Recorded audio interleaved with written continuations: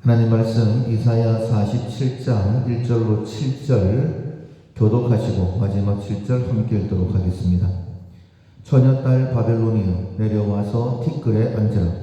딸 갈대하여 보좌가 없어졌으니 땅에 앉으라. 네가 다시는 곱고 아리답다 일컬음을 받지 못할 것임이라.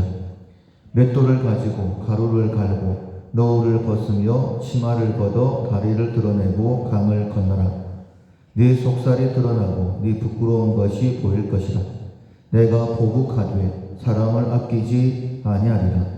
우리의 구원자는 그의 이름이 만군의 여호와 이스라엘의 거룩한 이시니라. 딸 갈대하여 잠잠히 앉으라. 흑암으로 들어가라. 네가 다시는 여러 왕국의 여주인이라 일컬음을 받지 못하리라. 전에 내가 내 백성에게 노하여 내 기업을 욕되게 하여 그들을 네 손에 넘겨 주었거늘 네가 그들을 긍휼히 여기지 아니하고 늙은이에게 네 멍에를 심히 무겁게 메우며 말하기를 내가 영영이 여주인이 되리라 하고 이 일을 네 마음에 두지도 아니하며 그들의 종말도 생각하지 아니하였도다. 아멘. 처녀딸 바벨론에 대한 경고라는 제목으로 함께 은혜를 나누겠습니다. 서로 같이 읽겠습니다. 고레스를 통하여 바벨론을 멸망시키신 하나님은 바벨론이 섬기는 우상을 제거하신다. 이어 본장에서는 바벨론이 멸망하게 되는 근본 이유를 알려주신다. 역사적으로 바벨론은 100년이 안 되는 기간 동안 고대 근동 지역을 통치했다. 바벨론은 하나님께서 허락하신 언약 백성을 치는 막대기의 역할에서 더 지나쳤다. 그것이 그 왕국의 멸망 원인이었다. 아멘. 하나님께서 이스라엘 백성들을 언약으로 인도하시죠. 언약 백성으로. 그런데 우리가 알고 있는 것처럼 이스라엘이 하나님의 말씀대로 순종하지를 않았습니다. 그래서 징계하신다라고 경고하셨는데도 돌이키지를 않았었죠. 그래서 아수르에게 망하게 하시고 그리고 바벨론에게 망하게 하신다라고 그렇게 말씀하셨습니다. 그러나 이것은 채찍일 뿐이죠. 부모가 자녀를 바른 길로 인도할 때에 채찍을 드는 것은 돌이키기 위함이지 죽이기 위함은 아니었습니다. 만약에 이것이 하나님의 인도하심이라고 믿는다면 그리고 말씀하시기를 징계가 없으면 사생자여 참 아들이 아니다라고 믿는다라고 한다면 지금 내가 당하는 이 고난이 하나님의 징계라고 우리가 받아야 됩니다. 그리고 하나님의 징계하심이다라고 우리가 믿는다면 또한 두려워해서는 안 되는 것이죠. 그리고 징계가 있을 때에는 빨리 하나님의 뜻을 깨닫고 돌이켜서 하나님 앞에 돌아가는 것이 가장 큰 지혜이다라고 말씀하고 있는 것입니다. 징계로 쓰임받았던 채찍으로 쓰임받았던 바벨론이 하나님께서 멸망시키신다라고 말씀하시는데 그 이유가 무엇인지에 대하여 47장이 자세하게 말씀하십니다. 아무리 강력하게 보이는 바벨론이라 할지라도 하나님께서 이제 됐다라고 말씀하시면 더 이상 이스라엘을 괴롭힐 수가 없는 것이죠. 모든 경영이 하나님께 있음을 고백하는 이 시간 되기를 소원합니다. 1번 바벨론의 범죄를 지적하는 하나님 같이 읽어보겠습니다. 하나님께서는 바벨론을 향하여 티끌에 앉고 보좌가 없어졌으니 땅에 앉으라고 경고하신다.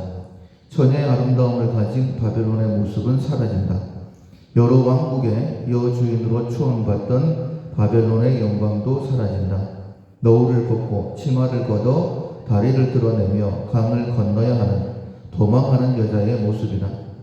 처녀딸의 모습이 아니라 맷돌을 돌리는 추한 종의 모습이다. 바벨론을 심판하시는 분은 만군의 여호와 이스라엘의 거룩한 분이시다.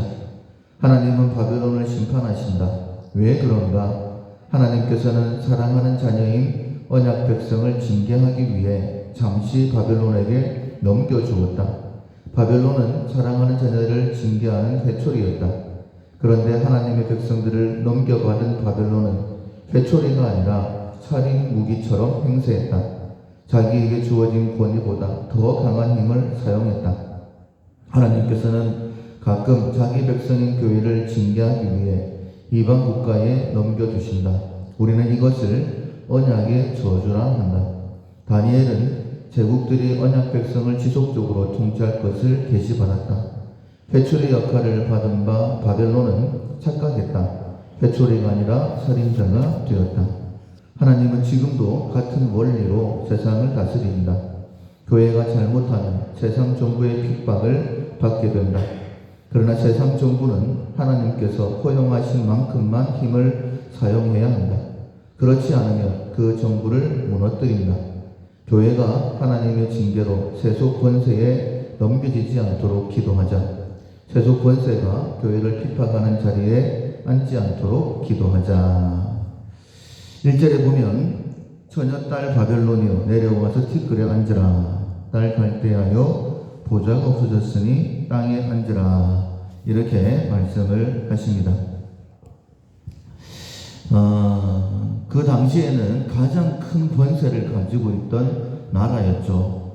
그 나라의 지배를 받고 있었기 때문에 소망이 없는 것처럼 보였습니다. 그러나 하나님께서는 이 바벨론조차도 흥망성쇠가 하나님께 있는 것처럼 채우기도 하시고 낮추기도 하시는 것이죠. 이 바벨론에 대하여 하나님께서 이렇게 말씀하시는 이유는 무엇이냐면 4절에 있는 말씀처럼 하나님께서 이스라엘의 구원자가 되시기 때문입니다. 우리의 구원자는 그의 이름이 만군의 여호와 이스라엘의 거룩한 이시니라. 아무리 바벨론이 강하게 보인다 할지라도 하나님과 비교할 수 없는 것이죠. 역시 마찬가지입니다. 지금 우리가 당하는 고난이 아무리 크다 할지라도 하나님과는 비교할 수 없는 것이죠. 그래서 힘들고 어려울 때에 나의 구원자는 만군의 여호와 하나님이시다. 하나님께서 나를 구원하신다. 하나님만 바라보는 믿음이 다시 한 번 더 우리 가운데 있어야 됩니다. 하나님을 바라볼 수 있으면 일어설 용기가 생기는 것이고, 만약 하나님을 바라보지 못한다라고 한다면 문제만 보이는 것이기 때문에 절망할 수밖에 없는 것이죠. 6절에 보면 이것 또한 하나님의 계획하심이다라고 말씀을 하십니다. 전에 내가 내 백성에게 노하여 내 기업을 욕되게 하여 그들을 네 손에 넘겨주었다라고 말씀을 하시죠. 만약 하나님께서 이스라엘을 바벨론에 넘기지 아니하셨으면 아무리 바벨론이 강대한 나라라 할지라도 결코 이스라엘을 삼킬 수가 없습니다. 그런데 이스라엘이 범죄하여 하나님께서 노하시고 바벨론에게 넘겨주셨다라고 말씀하시는 거예요. 하나님께서 이렇게 말씀하실 때에 우리의 마음에 소망이 생기게 됩니다. 왜냐하면 하나님께서, 나를 사랑하신 하나님께서, 항상 선하신 하나님께서 나 잘되라고 바벨론에게 잠시 우리를 넘겨주신 것이었구나 라고 그렇게 우리가 믿어야 되는 것이죠. 이런 믿음을 가진 사람들은 다시 말씀드리지만 절대 낙심하지 않습니다. 절망하지 않습니다. 왜냐하면 하나님이 선하신 분이심을, 하나님은 하나님의 말씀 가운데 기록해 놓으셨을 뿐만 아니라 성경 역사 가운데 하나님은 선하신 분이심을 나타내 보여주셨지 않습니까? 그러니까 6절의 말씀을 다시 한 번 더 여러분들 기억하십시오. 전에 내가 내 백성에게 노하여 내 기업을 욕되게 하여 그들을 내 손에 넘겨주었던 것밖에 아니다 라고 말씀을 하시는 것입니다. 그럼에도 불구하고 바벨론은 그것을 알지 못했죠. 세상 권세는 그것을 알지 못합니다. 그래서 교만하게 이스라엘을 더 강하게 채찍했던 것이죠. 그 교만한 왕국에 대하여 하나님께서 징계를 말씀하시는 것입니다. 이번 교만한 왕국 바벨론을 징계하신 하나님 같이 읽어보겠습니다. 여러 왕국의 여주인처럼 행세하던 바벨론은 교만했다. 사치하면서 스스로 이르기를 나 외에 다른 이가 없다라고 했다. 결코 망하지 않으리라고 생각했다. 그래서 나는 과부로 지내지도 아니하며 자녀를 잃어버리는 일도 없으리라고 했다. 그러나 하나님은 그들의 교만을 꺾으신다. 자녀도 잃고 남편도 잃어 과부가 될 것이라 하셨다. 바벨론 왕국은 자신의 힘을 의지했다. 스스로의 지혜와 지식을 의지했다. 그들이 섬기는 신이 자신들을 지킬 것이라 생각했다. 그래서 선지자 이사야는 너 지혜와 네 지식이 너를 유혹하였음이라고 했다. 바벨론이 그렇게 자랑스럽게 생각하던 힘의 원천으로 생각하던 지혜와 지식은 어디로부터 오는가? 그것은 다름 아니라 주술과 주문이다. 주술과 주문은 일종의 신탁이면서 그 당대에는 천문학이었다. 그래서 본문 13절에서 하늘을 살피는 자와 별을 보는 자와 초하룻날에 예고하는 자들이라고 했다. 하늘의 해와 달과 별을 보며 연구하는 일은 당대에 가장 발달한 학문이었다. 그래서 지혜와 지식이라고 말씀한다. 오늘날로 말하면 과학의 힘이다. 기술의 힘이다. 그 힘을 믿고 나 외에 다른 이가 없다고 교만이 말한다. 그러나 하나님께서는 바벨론을 멸망시키겠다고 선언하셨다. 재앙이 네게 임하리라.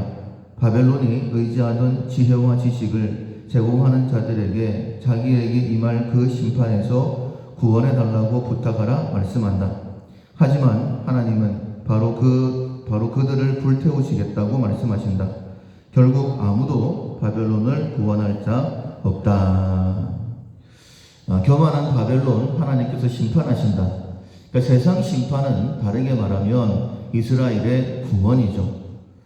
하나님께서 어떻게 바벨론을 심판하시는가 라고 말씀하시는 것이 8절 이하에 나오는데, 그것은 어떻게 이스라엘을 구원하시는가 하는 하나님의 방법으로도 해석할 수 있습니다. 모든 것이 하나님의 경영이다라고 말씀하시는데 9절에 보면 한날에 갑자기 자녀를 잃으며 과부가 되는 이 두 가지 일이 네게 임할 것이다. 이 한날이라는 것은 그냥 하루일 수도 있고 아니면 동시에 이런 의미를 가질 수도 있습니다. 왜냐하면 바벨론이 그런 일은 내게는 일어나지 않을 것이다 라고 생각했었기 때문이죠. 그러면 하나님께서 어떻게 이 일을 이루시는가? 10절에 보면 네가 네 악을 의지하고 스스로 이르기를 나를 보는 자가 없다 하나니 네 지혜와 네 지식이 너를 유혹하였음이니라. 네 마음이 이르기를 나뿐이라 나 외에 다른 이가 없다 하였으므로 11절에 재앙이 네게 임하리라 라고 말씀을 하십니다.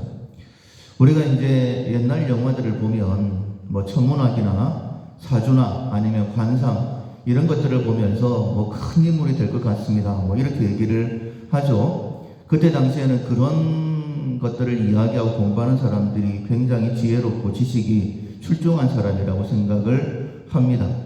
그래서 어쩌면 바벨론도 신탁을 받으면서 천문학을 통하여서 이 나라가 계속될 것이다라고 착각했을 수도 있습니다. 그래서 나 외에는 없다라고 그렇게 아주 교만하게 이야기하고 살았던 것이죠. 그러나 하나님께서는 말씀하십니다.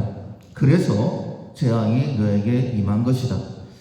하나님께서는 교만한 자를 물리치신다라고 말씀하셨는데 하나님의 백성들뿐만 아니라 세상 그 누구도 교만하면 안 된다라고 말씀하시는 것이죠.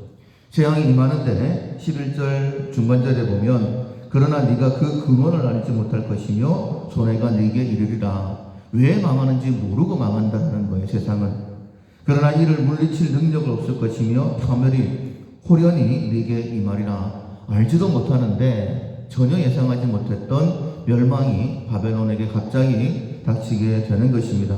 그러나 네가 알지 못할 것이다. 다시 한 번 더 모르고 망한다라고 말씀하시죠. 하나님께서 계획하시면 그 누구도 막을 수가 없습니다. 12절 이하에 보면 바벨론의 멸망에 대해서 확실하게 하나님께서 말씀을 하시죠. 이제 너는 젊어서부터 힘쓰던 주문과 많은 주술을 가지고 맞서보라. 혹시 유익을 얻을 수 있을런지, 혹시 놀라게 할 수 있을런지, 네가 많은 계략으로 말미암아 피곤하게 되었도다. 하늘을 살피는 자와 별을 보는 자와 초하룻날에 예고하는 자들에게 일어나 네게 임할 그 일에서 너를 구원하게 하여 보라. 보라, 그들은 촉에 같아서 불에 타리니 그 불꽃의 세력에서 스스로 구원하지 못할 것이라. 이 불은 덮게 할 숯불이 아니요 그 앞에 앉을 만한 불도 아니라. 하나님께서 계획하시면 그 무엇도 막을 수 없다라는 거예요. 지금까지 네가 철저하게 믿었던 그것들로 너를 한번 구원해 보아라. 구원이라는 것은 결코 일어나지 않는다 라고 말씀하시는 거예요. 다르게 말씀을 드리면 세계를 경영하신 하나님께서 계획하시면 반드시 그 일은 이루어지는데 하나님의 경영은 이스라엘 백성들의 회복이다 라고 말씀하시는 것입니다. 사랑하는 성도 여러분, 우리가 믿는 하나님은 우리를 구원하시는 하나님이시다 라고 말씀하십니다. 잠시 하나님의 백성이 범죄하여 세상에 내놓으셔서 징계를 받기도 하시지만은 하나님께서 힘이 없어 그렇게 되는 것이 아니라 하나님의 백성을 하나님께로 바로 인도하시기 위한 하나님의 계획하심이다라고 계속적으로 말씀하시죠.